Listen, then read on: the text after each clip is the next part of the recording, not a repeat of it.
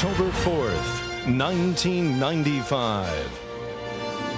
It was a vote of not guilty for O.J. Simpson and a vote of no confidence in the LAPD. LAPD guilty! Tonight, a police department under fire. Will their evidence ever be trusted at trial? Do you think he planted the glove? There's no question in my mind that he planted the glove, and I'll tell you why. Are there more Mark Furhmans wearing a badge? A witness who was never called to the stand.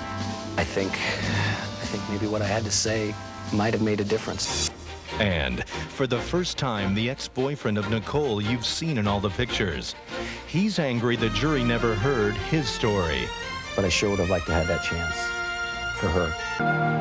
Primetime, live from the LA Criminal Courts Building, Sam Donaldson. The Los Angeles Police Department is in a state of shock. Not so much, it appears, because the verdict in the Simpson case was not guilty, but because the jury clearly seemed to believe that the police evidence couldn't be trusted. Why did it happen, and what does it mean for the future? We talked to two men who know something about the department. The former chief, whose imprint is still on the LAPD, and a former cop turned investigator who took the lead in demolishing the police case. I left the department because I could no longer stomach corruption. Bill Pavelic was an officer in the Los Angeles Police Department for 19 years. He retired 2 years ago and started a consulting service. At the outset, the Simpson defense team hired him to find the holes in the police investigation. He was so valuable that he was paid $20,000 a month, the third most highly paid of anyone on the team. If the police department has suffered because of the Simpson verdict, Pavelic was a big factor in the department's misery. There were mistakes made from the very beginning. I thought they were innocuous mistakes, but then when I realized that there were so many of them, I concluded that these were consciously done mistakes. It was Pavelic who found inconsistencies in the police telephone logs from the night of the murders.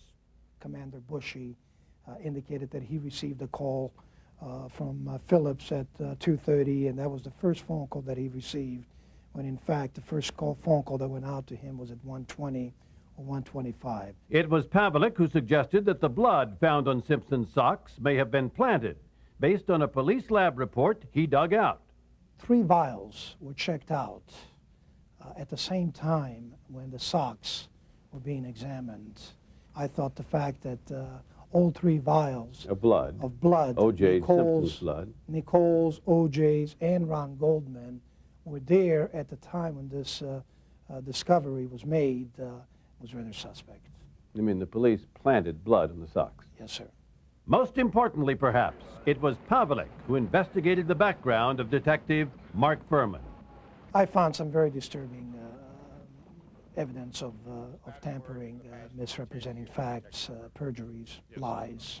And you say on your oath that you have not addressed any black person as a nigger or spoken about black people as niggers in the past 10 years, Detective Furhman.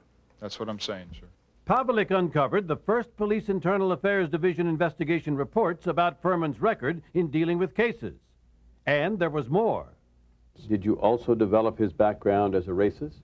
Yes. I interviewed several people from Edenville, Washington, specifically a person by the name of Cassandra Ahern, and she clearly indicated to me that he was a racist and he hated the African Americans. Using Furhman's background as a wedge, Pavelic described for the defense how to buttress the idea that Furhman planted the bloody glove found at Simpson's estate. If you have a bloody glove and you drop it on leaves, the leaves will attach to the glove when you turn it over. This was a clean glove. There was no dirt on it. There were no leaves on it. There was nothing on it. There was no blood around it. That glove was planted. Did the LAPD investigating the case really believe O.J. Simpson had done it, but they just wanted to make certain that they had more evidence? Or was it a pure frame-up? I believe it was a pure frame-up.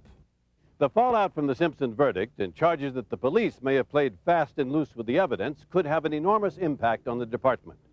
Officer morale may suffer. So might the relationship with the African American community. And if all that happens, who's to blame? And what's to be done about it? A murderer has gone free. No other conclusion can be drawn whatsoever. harsh conclusion, but that's true. Not guilty does not say you're innocent. Daryl Gates, the former chief of police who retired in 1992, speaking today to other retired officers. And Gates is not happy. I take responsibility for Mark Furhman. He's a miserable, no-good son of a bitch, I'll tell you that right now. He betrayed you, betrayed me, betrayed a whole bunch of people. Gates retired under fire from critics who accused him of turning a blind eye to police misconduct. He had run the department for 14 years, and in some ways, to understand the LAPD of today, you have to understand Daryl Gates. For instance, while Gates denounces Mark Furhman, he does not denounce racism.